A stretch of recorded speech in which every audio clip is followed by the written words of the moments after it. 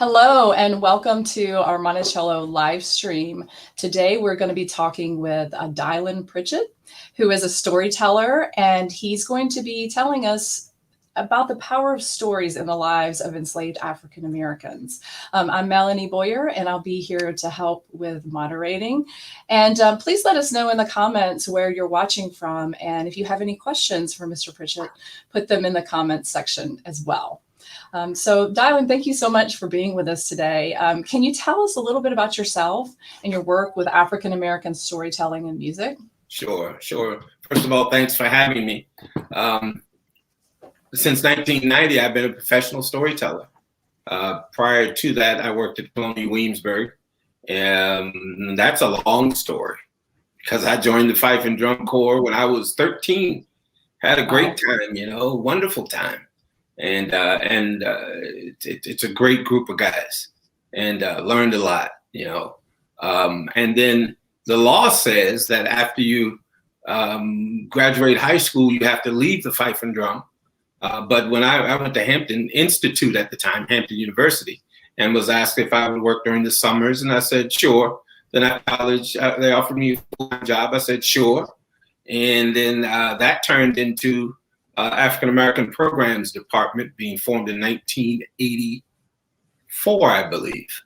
And while I was there, my title was African American Interpretive Program Specialist.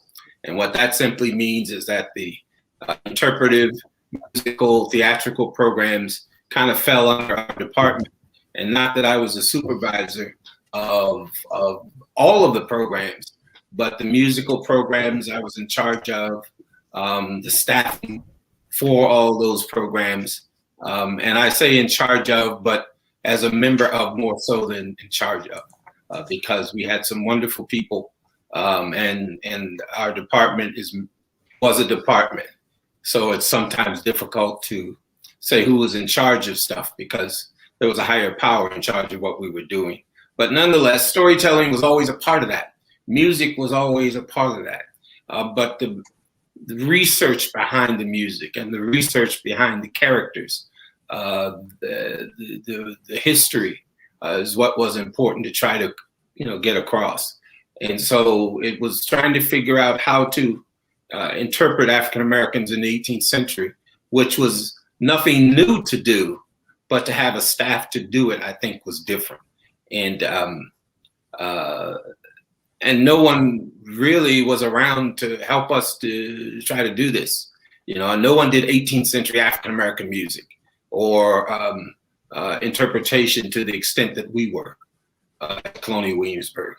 But that ran its course, and then in 1990, I just decided to be a storyteller. I went to a storytelling festival in Chicago and heard some people who told stories for a living, and I said, for a living, really? And there were some great storytellers, but it was also seeing a group of people, 200-300 people that told stories. It was like, wow, this is a whole nother world. So I decided to give it a try for a little while, and within 3 months, I had resigned my position and wanted to be a storyteller. I've been doing it ever since, and it's a very interesting profession. But I don't think I would have traded for a minute. I mean, this was 1990. Mm-hmm. I was only 2 at the time. Oh my goodness! You were a prodigy. Yeah, so you've been doing this a long time. So I'm sure you've done a lot of research about the stories and know a lot. You don't have to make it sound like that, Mel. It's a long time. It's like you're looking at the gray. Don't let the gray fool you. That's not what I mean. No, you just have the much experience. How about that? Yes. But can you tell us a little bit about some of the stories of enslaved African Americans or descendants? How have these stories survived for so long? In West Africa, there's people who told stories. They call them the Jalia or the Jalia, and better known as the French word for that, which is griot. The griot was the keeper of oral history, the keeper of the stories. And the Jalia's job was to educate entertain, whoever. But the griot also knew families, they knew the community. And sometimes the griot would decide on what stories to tell for whatever lesson needed to be discussed. And the stories are always used to teach or to educate or to enlighten and to create discussion. Of course, they're supposed to be fun in some instances, but storytelling is really adult. It's an adult art that you happen to do for kids. We think it's for kids, but as a profession, you have to do it for kids. But it is truly an adult art. It's not really the telling, at least is my opinion. It's not the telling. Storytelling is a lesson in listening. And good listeners, you can make good listeners from people who listen to stories. And that's the whole idea, especially with kids, to make them listen or to teach them how to listen. And not only that, but my style is to discuss the story after each story, so that there are a lot of nuances within the story.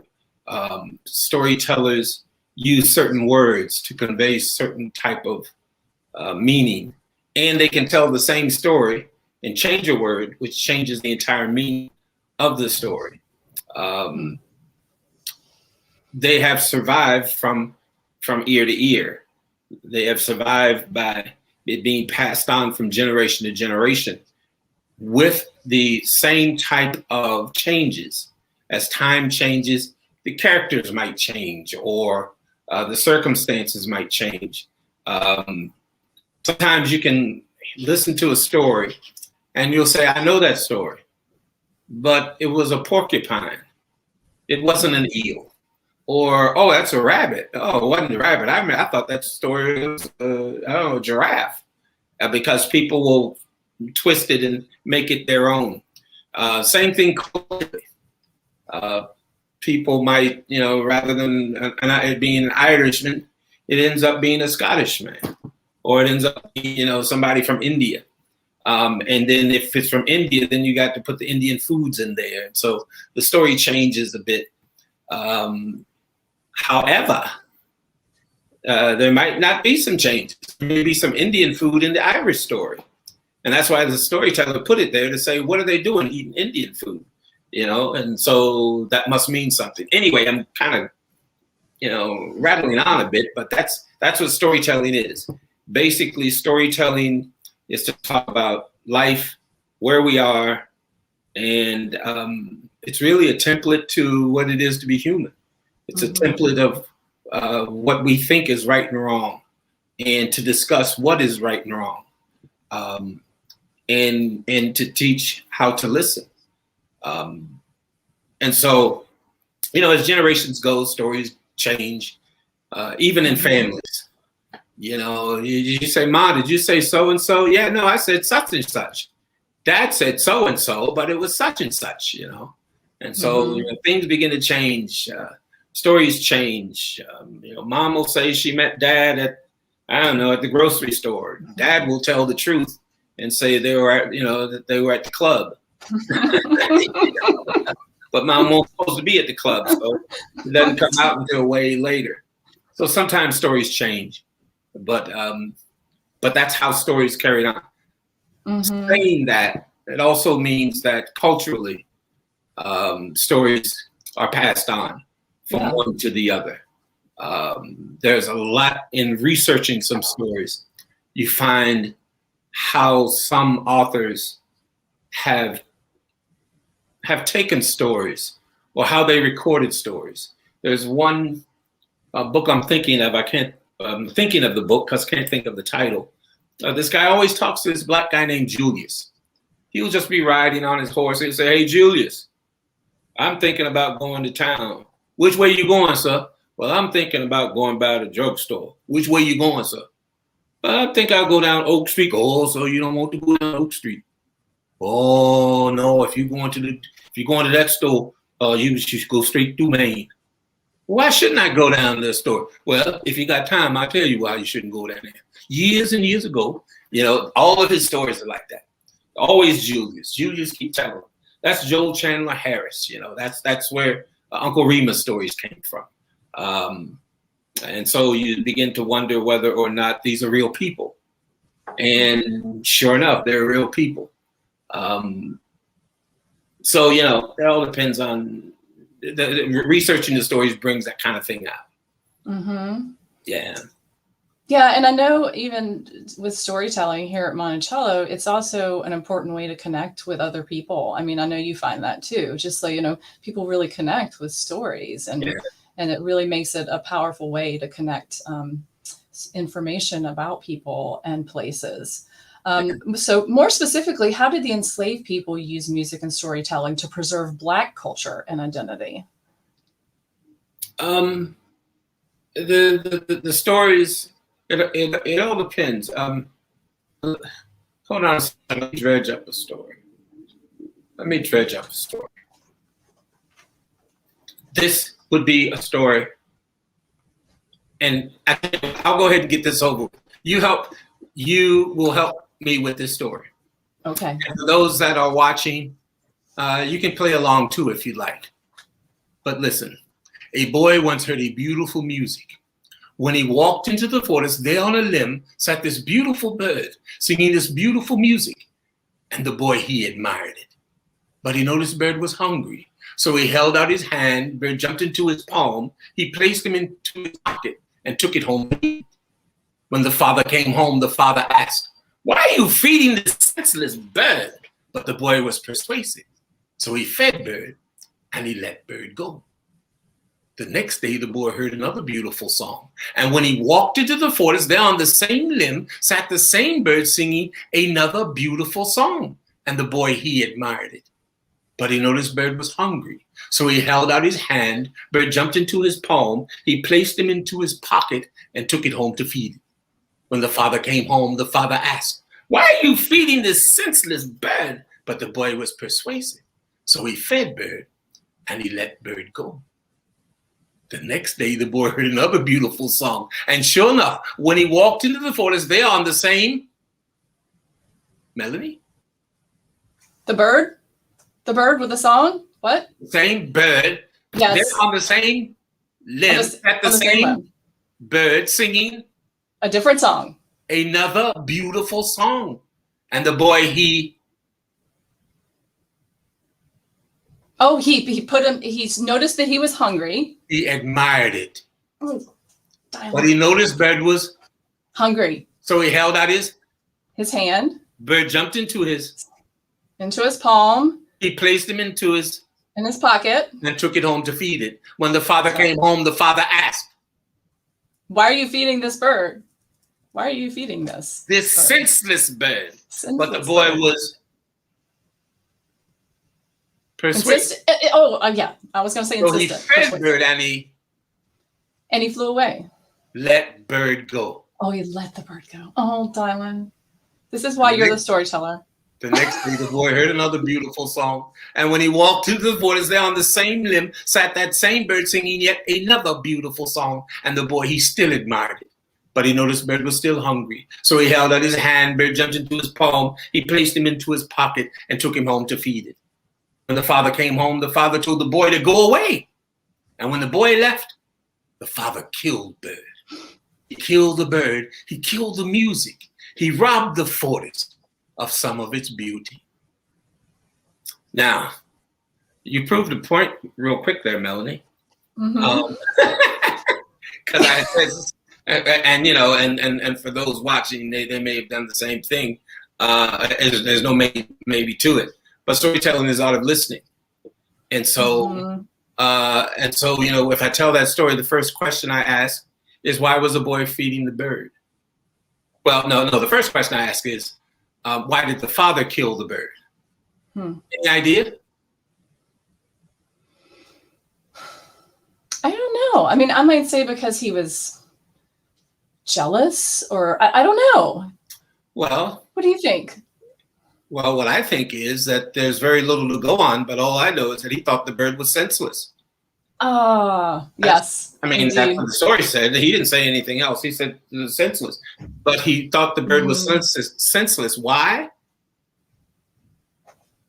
He never heard the music. Every time he came home, the bird is eating. And he would even ask, why are you feeding this senseless bird? But the boy never answered. He was only being persuasive. Which is what kids do, because kids do that. Mom, why are you always asking me if I clean my room? You never ask my brother if they clean my room. And answer the question, have you cleaned your room? You know, and we let kids get away with that because that's their way of saying, leave me alone. And we do it at work too. You know, I've been thinking about doing that. Did you finish the report? I was really thinking about all of the many things that we have. Just say no. No, I didn't finish it, you know. But see, we try to be persuasive. So then the question is, why was the boy feeding the bird? He was feeding the bird because he enjoyed the music. And he knows that if the bird doesn't eat, the music dies. That's why I was feeding the bird. But it also means there's an adult lesson to it, because it's also how the father approached the boy. Why are you feeding this senseless bird? You know, some of us have attitude when we ask questions, you know, and so, and I'm going to bring this around to a little historical stuff too in a second. But still, the boy should have answered the question, regardless of how he was approached. He should have still answered the question. He should have said, Dad, this bird can sing. Now, you know, you missed the music that he sung before because he sings a different song every day, but we can enjoy it tomorrow together. Come on, we going down, listen. He didn't say that. So those things that we enjoy, first of all, we should feed it. But not after we feed it, we need to share it with others so others can see the beauty of it. And they then might keep it alive, or they'll see the beauty in it. From a historical standpoint, it has to do with the fact that some of us admire certain things. You know, Monticello is special for different people in different ways. You know, it's either Thomas Jefferson, Martha Jefferson, or it's the home, it's the architecture, it's the pool, it's the garden, it's the, you know, all those, but those things that we enjoy, we need to not only, we need to share the beauty of that so that others will see the beauty, you know. And I'll say this kind of on the slide. You know, I remember going to a powwow and I was watching Indians dance, and you know, watching the native dance. I kept looking at the feathers, and someone said, "Watch the feathers and watch the flow of the feathers." And I'm looking at the dance at the feet. No, the dance is in the feathers. I didn't notice that. Once I started noticing it, I went, "Oh."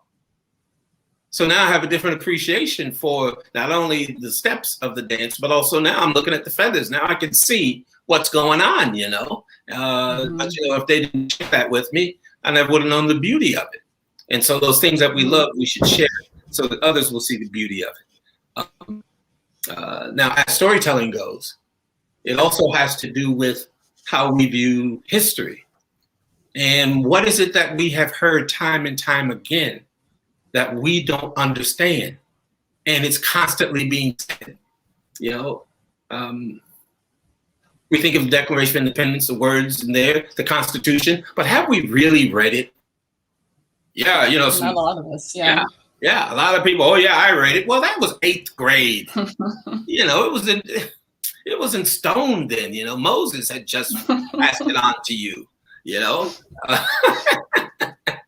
so I guess, you know, what I'm saying is that some of us really go by what we hear, and we don't hear too well.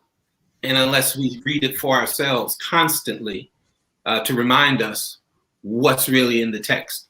But anyway, that's kind of like an interesting story that creates discussion, very few words. Then there are other stories with a little bit different. Here's one. You got time for another story? Oh, absolutely. Here, I'll put you on the big screen. Tell us. Oh my! Well, hold on. Many years ago in Angola, there lived a girl who had big, beautiful, large eyes. And whenever she would walk through the village square, her gaze was more than the young men could bear. On the summer she was to marry, Drought came over the region. The riverbeds turned to mud hills and the farmlands turned to dust. And it was her job each day to go out with a pitcher and find mud from which to squeeze water from to provide water for her family. She did not have time to think of her new husband and the joy that they would share. Because when one's mind is on food, they cannot think of anything, not even marriage. Well, one day, the girl with the large eyes was unsuccessful in finding some mud from which to squeeze water. And she was walking by the dust and she heard a voice. And she looked over and up to the surface came a fish. And the fish said, "Give me your pitcher and I will fill it with cool, clear water." She did not know what to do, so she gave him her pitcher, and out of his mouth spewed cool, clear water. She returned the water back home, and her family began to ask, "Oh, where did you get this water? Even when we did not have famine in the land, we could not find water so pure. Where did you get it?" But she said nothing. She just gazed at them with her big, beautiful eyes. Every day she would go to the river, and every day this fish would give her this water. Well, the girl, she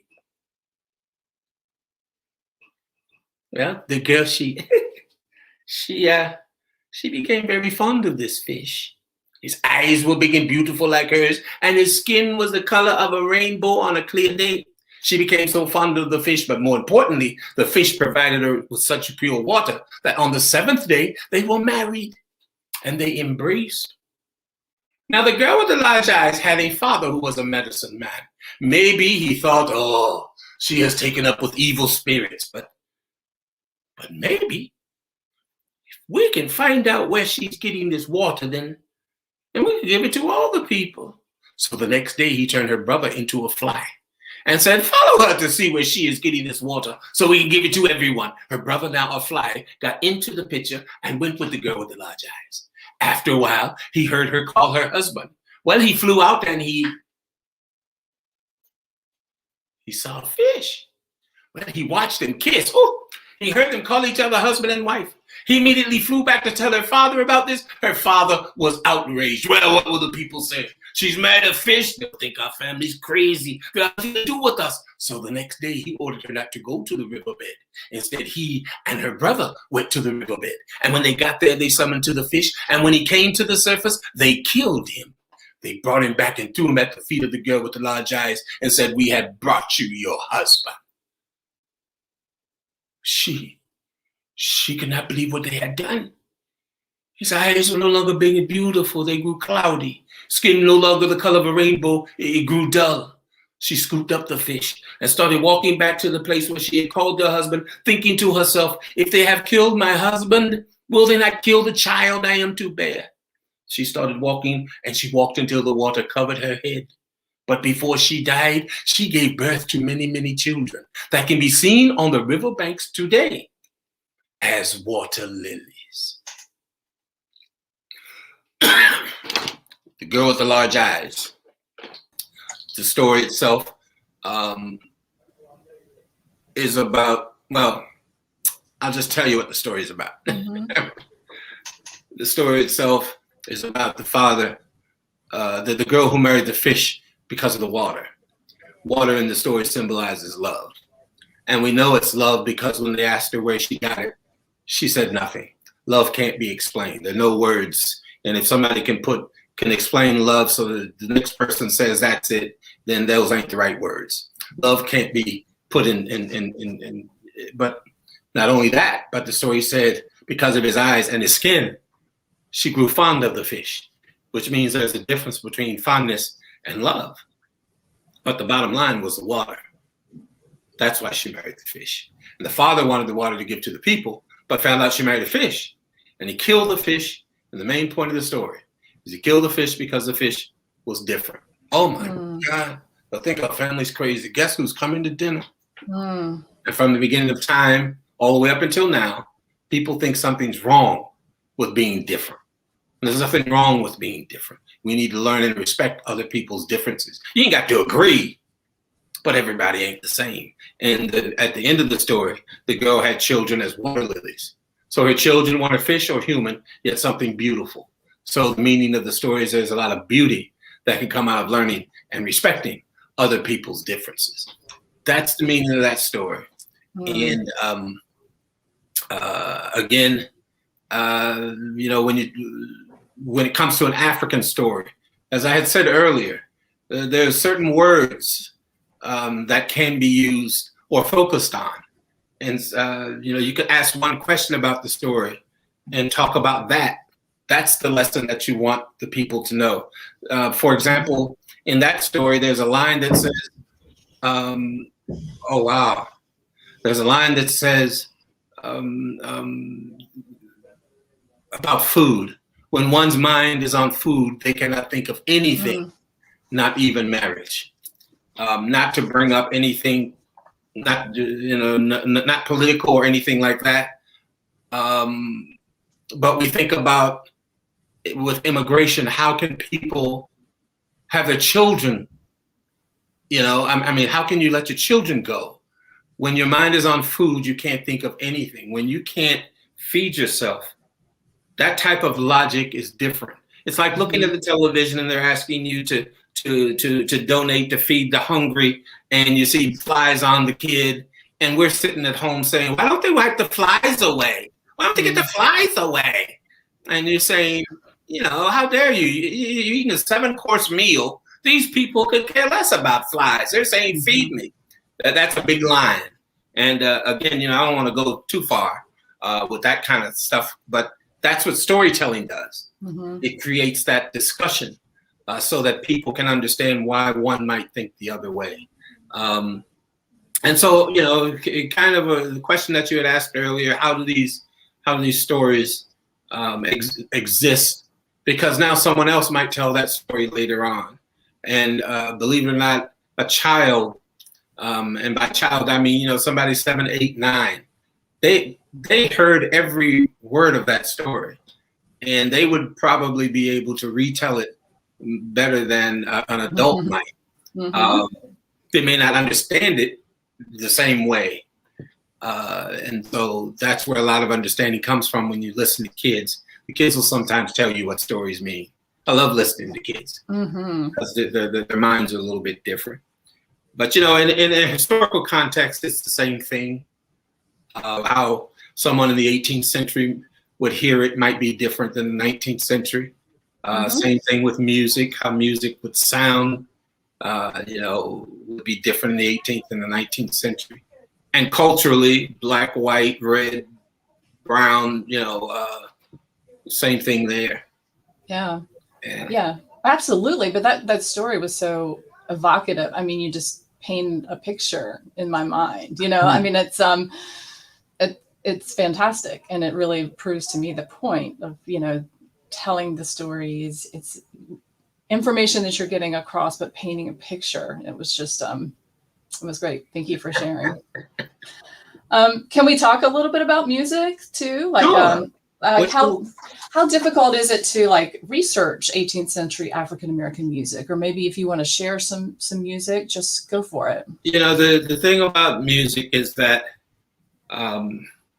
music, you know, as it comes from Africa, music was used not only to communicate, but also to, well, it was used to communicate, but not in the way most people think. For example, in the 18th century, the drum itself was outlawed. And that's too bad, because the reasoning doesn't make sense. In Africa, the music, the rhythm, rhythm was the major focus in African music. And what does that mean?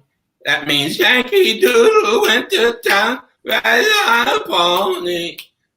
That means that to a European ear, something's wrong with that because it doesn't sound right. That's when your focus is on melody and harmony. But that's the rhythm for Yankee Doodle. So that's a difference in focus in music. European focus is melody and harmony. And if it doesn't sound pretty like that, you slow the rhythm down so it sounds pretty for European music. African music, you don't mess with that rhythm. That's the rhythm, that's the rhythm. If you can't sing to make it pretty, then you better clap, because we ain't slowing the rhythm down. So it's a little different. It doesn't mean something's, again, wrong. It's just a difference. And so Not only that, because we might get a little deep now. Not only that, but in African music, the second and fourth beat is stressed. So in African music, Africans go 1, 2, 3, 4, 1, 2, 3, 4, 1, 2, 3, 4, 1, 2, 3, 4. In European music, the first and third is stressed. 1, 2, 3, 4, 1, 2, 3, 4, 1, 2, 3, 4, 1. So if you get black and white folk clapping, they're clapping on different beats. You know, you go to the black church, down at the cross, you go to the white church, down at the cross, and you get them together, you got down at the cross, and you know, and the whites are going, oh, look at the blacks, I thought they had rhythm. And the black folks are saying, look at the white folks, look at the white folks. But it ain't black and white, it has to do with music, it has to do with how we've been trained to hear music. That's also country music. That's also rock and roll. James Brown turned it around because James Brown said, I'm doing it on the one. James Brown played it on the one. Whites began to listen to it. Ding, ding, ding, ding, ding, ding, ding, ding, ding, ding. 1, 2, 3, 4, 1. He switched things up and everybody went, oh. Next thing you know, you got rock and roll going on, and because people began to borrow. But it was a musical borrow. It's music, and so that's what you have. You have Africans that come here with rhythm, and then European influence of the harmony.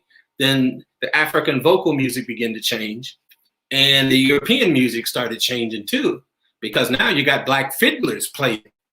Oh my goodness! I bet you those black fiddlers were on point, because they got. I mean, Anyway, so then the music starts changing a little bit because, you know, contrary to popular belief, black folk and white folk played music more so than not.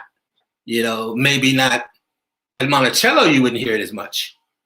But as soon as you go into the valley, oh, you got some serious stuff going on. And who knows, maybe up at Monticello too. Yeah. Who knows? Who knows? Who knows? Yeah. Not something you necessarily write down, right? But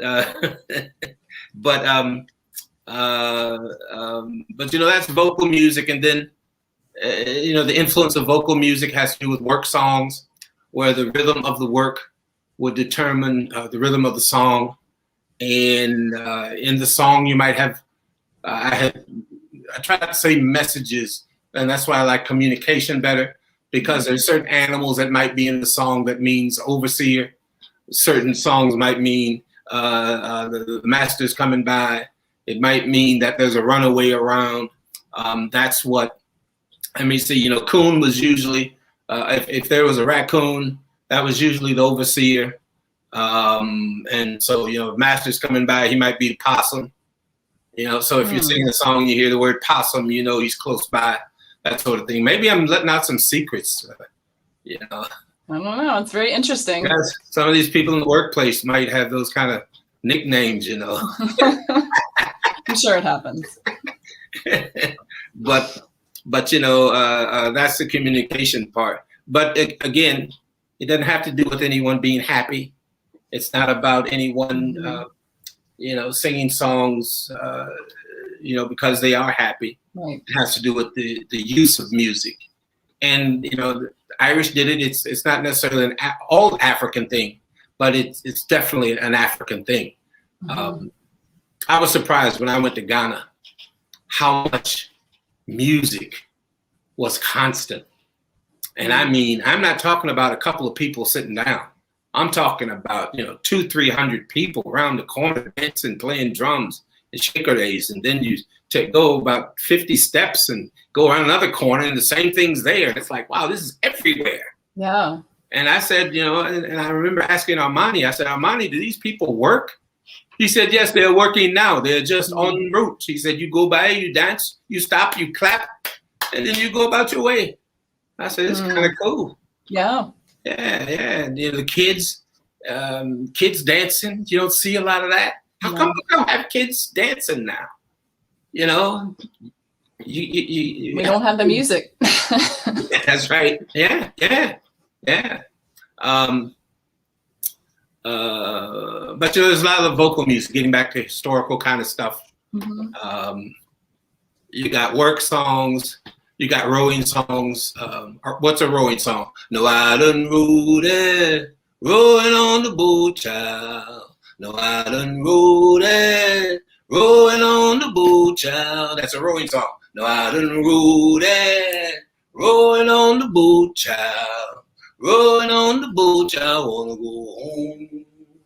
The baby they crying, rowing on the boat, child. The baby they crying, rowing on the boat, child. You know, you go on and on. Then you got little lullabies. You know, you got ladies taking care of the children, and whether the children are black or white, you know, you have that lullaby influence. A lullaby such as "Go to sleep, baby, baby, don't you cry. Mama gonna buy you a rocking horse, baby, don't you cry. Baby, don't you cry, little baby, don't you cry. Mama gonna buy you a rocking chair." You know, or it could be just some guy sitting down whittling or fixing a basket or doing something, you know, and he's singing, "Down on me, down on me. Look like everybody in the whole wide world down on me. One of these mornings, bright and fair, try on my wings and fly in the air. Look like everybody in the whole wide world down on me. Well, down on me, down on me. Look like everybody in the whole wide world down on me. You know, music does not have to be formal. Although I can't whistle, I love whistling. You know, those people who can whistle and whistle well, you know, they can whistle out of tune. I'm sure you'd hear some whistling going on, humming. You know, there's a cook in the kitchen, and there are little group things. You know, there's Juneteenth is coming up. There's a Juneteenth song. John brought the letter and laid it on the table. No one can read them like old John. Read them, let them go. Well, read them, John. Read them. Come on, read them, John. Read them. Well, read them, John. Read them. Read them, let them go. Well, read them, John. Read them. You get the song? It's saying John brought the letter, which is Emancipation Proclamation, and laid it on the table. No one can read them like old John. Read them, let them go. So nobody could read, but John can read. So, you know, John brought the letter and laid it on the table. No one can read them like old John. Read them, let them go. Well, read them, John. Read them. Come on, read them, John. Read them. Well, read them, John. Read them. Read them, let them go. Come on, read them, John. Read them. Well, read them, John. Read them. Come on, read them, John. Read them. Read them, let them go. And a 1 by 1 and a 2 by 2 and a 3 by 3 and a 4 by 4. No one can read them like old John. Read them, let them go. Well, read them, John. I kind of like read them, John. I like that a lot. Nice little ditty. Yeah. But you know, there's vocal music takes on a whole nother issue, because the 18th century African American voice was more flat. So you didn't have a lot of vibrato. That's why it's read 'em, John. Come on, read 'em, John, rather than read 'em, John. Read 'em, John. And so you can sometimes listen and tell where that 19th century, that's more of a 19th century sound. Read 'em, John. Read 'em, John. Read 'em, John. Read 'em, let 'em go. You know, that's interesting. Yeah, I don't like that as much, you know. I like the flat. But you know, you initially asked about the research, and because you don't have a lot of this music that's recorded until the 20th century, really, you can find some real 18th century music. It's difficult to get 18th century, but you kind of have to back up and think about what the influences of the 19th century were. instruments changed, brass and metal, and because the instruments changed now, I'm sorry, because of the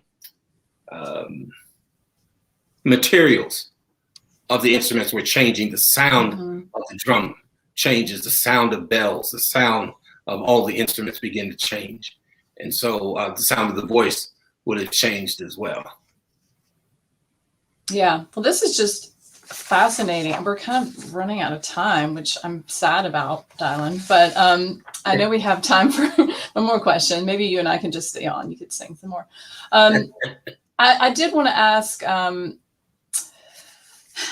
how about, we didn't talk about it as much about freedom and equality, but let's close it well, why storytelling still matters. What effects do you see these stories having on future generations? Or if people come to historic sites like Monticello, why are these things important in those spaces? Yeah, I think in any space, especially in museums, I mean, it's important, but it's important for the visitor. It's important for the visitor to begin to ask questions. It's important for the visitor to get in a space and to kind of look around to say who's in the space and what was their life like, and look for items in the space that might point to who is in that space, whether they're Black, white, children, adolescent, teenagers, whatever, and to just imagine what their life was like, and what music, just what their life was like, and also what experiences they may have had there. And I don't think it's done enough. I'm thinking interpretively. Whenever we're in this, whenever you're in these spaces, with music, with stories, with interpretation, with character, as soon as an African American puts on 18th century clothes, it's different than being in the house in 18th century clothes by white interpreters, because there's a persona that is placed on, and people ask questions that sometimes they can answer. When people ask what kind of master, I mean, this happens at Monticello when I'm in Monticello. Was Thomas Jefferson a good master? That's right. Yeah. I say, I don't understand. What's your question? And sometimes if I'm in character, I would say, well, sir, ma'am, I just met you. I don't know if you had the loose lips or not. So he's Mr. Jefferson. And I'll leave it as that. Because, and then I'll break character if I'm in character. And really ask, what do you mean? I don't understand the question. And it has to do with coming out of oneself and putting themselves in that situation. What would an enslaved person say to a stranger? If you do enough research and you read enough ex-slave narratives, you kind of get the idea of who's asking the question, whether there's a white interviewer or a black interviewer, because sometimes the person being interviewed will say, well, I just don't want to talk about that. And they'll leave it. But, if it's a black interviewer, they say, child, if you got time. I try not to think on this, but I'll tell you about so-and-so. So it's different. And so it's not fair to the interpreter, especially if they're in first person, because you're not going to get what you really want. And again, going back to one of the stories, it's what was said, because some people might walk away and say, oh, he must have been good. That wasn't in the story. He didn't say that. Right. He didn't say it at all. But it's walking into spaces. And I do that, when I go to a historic site. I'm not thinking about the owner of the place. I'm thinking about who's in here. Are they eating? That there's a cook somewhere. And when I'm going through the property, I want to see where they cook it. And not only that, but the floor is nice and clean. I haven't seen a broom. Where are the brooms? And I'll ask, do you have broom? Where would you keep brooms? You keep all these nicely starched clothes lying on the bed. Well, where's the laundry? Not only that, but where's the iron? You don't have an iron in here. You wouldn't iron here. Where would you iron? Right. Certain things like that. All these wine glasses. How does a wine get from A to B? And what kind of wine was it? Right. Anyway, maybe I'm getting a little bit. No, that's really, and that's what we talk about with interpreting here at Monticello, telling those stories that were previously not told or undertold stories, the stories of all the people that are laboring here, enslaved people laboring at Monticello in order to make Jefferson's lifestyle possible, but also how the stories can kind of connect you with those people in some ways, as much as you can. Yeah. It would be interesting. Years ago, this was a time, 18th century was a time period where if I could go back for one day, I would like to. And I would like to, because I want to hear how people talked to each other, how they interacted. I would like to know what the thought was when they woke up in the morning, the enslaved woke up in the morning. What were they thinking? I don't believe they're thinking freedom. Freedom and equality are two separate things. Equality, I think, is the heavy piece. Freedom's easy. Freedom, it might be hard, difficult to keep, but freedom's easy. Equality, that's hard. Because now we're talking about everyone being equal, treated the same. So we're jumping gender, we're jumping culture. That's different than freedom. Or you can tell people they're free and not give them equality, and that's not real freedom.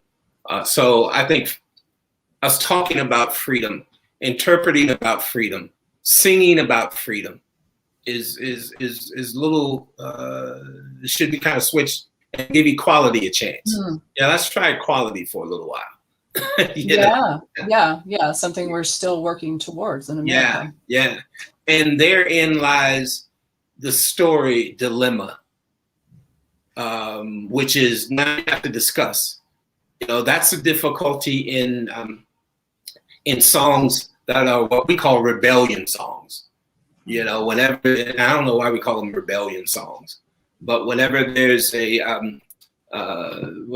cause for women's rights, Joan Baez or someone like that, rebellion songs and all that. Why?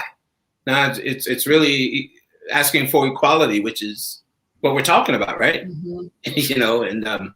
But that's what music does. That's a pretty good point to bring out toward the end here. Yeah, it is. And I think unfortunately we're going to have to wrap up now, darling, but this has been fantastic. Thank you so much for sharing your stories. Yes, go for it. I want to end with this one. Okay, do it. And it came from a storyteller out of California. And it's not a long story, but it's very poignant. We were talking about stories, and I was talking about I tell African stories, and she's full-blooded Navajo. And she said, and she was talking about there are no wolves in African stories. And then she said, well, a wolf will always be a wolf. And she went on talking. And later I said, hey, Jerry, what do you mean a wolf will always be a wolf? What did you mean by that? She said, you take a wolf and breed it with a dog. It's bigger than a dog, smaller than a wolf, and its eyes are slanted because it's a dominant gene in a wolf. And if you take that animal, breed it with 50 dogs, the dog will get smaller, but it retains its eyes. And she said, in one full moon, if you let that dog out, you'll wake up in the morning and there'll be something dead on your doorstep because the wolf is going to come out of that dog, and that wolf is going to hunt and going to leave something at your door. She said, because a wolf will always be a wolf, and a wolf can only see through wolf eyes. I said, Jerry, thank you, because what you've done is you've put really all these stories that I've kind of told today into one category. And I said, because when we look at history, everyone sees or hear the story or see the story or hear something or read something, and everyone will have their own perspective. A female, whether black or white, will see something different than a male. Someone in the North will see something different than South, urban, rural, Catholic, Baptist, et cetera, because we can only see through our eyes. But we can only understand each other if all of us get around and talk about this one thing that we all just heard and ask, what did you hear? And when you can say what you heard, there's no one sitting around saying, really? How'd you get that? That's stupid. How'd you get that? With everyone sitting around going, okay. Not saying, how'd you get that? You don't need to know how they got it. That's what they heard. And that's how we'll begin to understand each other. And when it comes to history, when it comes to enslavement, when it comes to, how could they have owned slaves? When it comes to how could you sell, all this, how could they survive? How come we don't pay? How come we don't, all these things? We need to sit down and listen to see what people say and not think that they're wrong, that's what they see, because a wolf can only see through wolf eyes. So everyone doesn't like your music, but then why don't you, what do you like? Okay. That was a valuable lesson. And so we need to take it into history and how we hear someone else that's not like us and their perspective, and just say, okay. Yep.